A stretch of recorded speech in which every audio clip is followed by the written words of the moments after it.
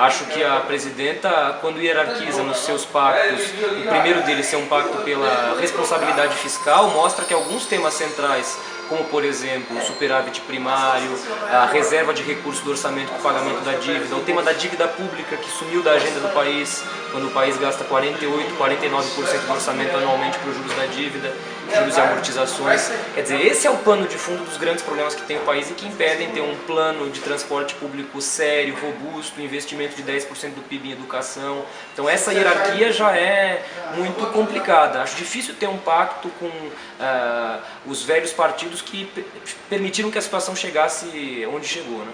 A situação no Brasil, ao contrário do que vinha sendo dito por vários setores, ela está muito longe de ser perfeita, de ser ideal, de tudo estar resolvido. O Brasil avançou muito nos últimos anos, nos últimos governos, de Fernando Henrique e Lula para cá. Eu acho que houve desafios históricos que foram vencidos, né? Mas estamos ainda longe de consolidar um processo de afirmação do Brasil econômico e socialmente, politicamente.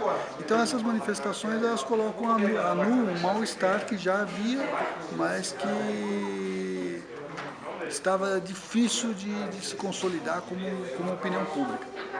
Olha, eu acho que agora não é momento de declarações floreadas, eu acho que é momento de ações. E 50 bilhões para um plano nacional de transporte público é muito pouco. Se você tomar em consideração que 1 quilômetro de metrô custa por volta de 450 milhões de reais, um plano de 50 bilhões para o país todo é muito insuficiente. Seria insuficiente para a própria cidade de São Paulo. Acho que indica um caminho que é um caminho que as ruas estão exigindo, que é de que o governo vá adiante, ofereça medidas, mas parece muito tímido ainda. Porque são medidas gerais, que são interessantes, são importantes. Resolver o problema da mobilidade urbana é muito importante, da educação, da saúde é muito importante, a questão de punir a corrupção é muito importante, mas o que significa isso, afinal de contas? Qual é o plano de voo? O que vai ser feito? Objetivamente, o que vai ser feito? E isso tudo é ou não é compatível com a responsabilidade fiscal? A responsabilidade fiscal é importantíssima, fundamental. Não é? No entanto, será possível manter um grau de responsabilidade fiscal com uma pauta que ela é necessariamente expansionista?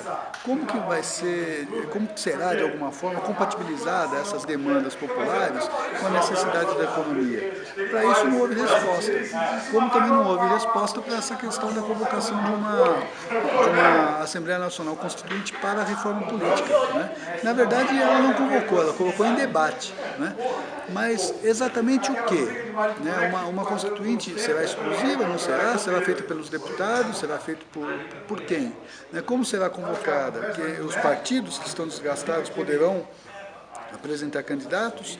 Qual será a sua pauta? Não é? Imagina-se que seja uma pauta livre.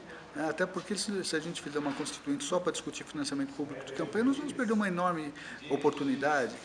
Então eu tenho um sentimento de concordância, mas sem saber exatamente com o que eu concordo. São questões bastante amplas, bastante gerais, né, que pecam pela falta de objetividade.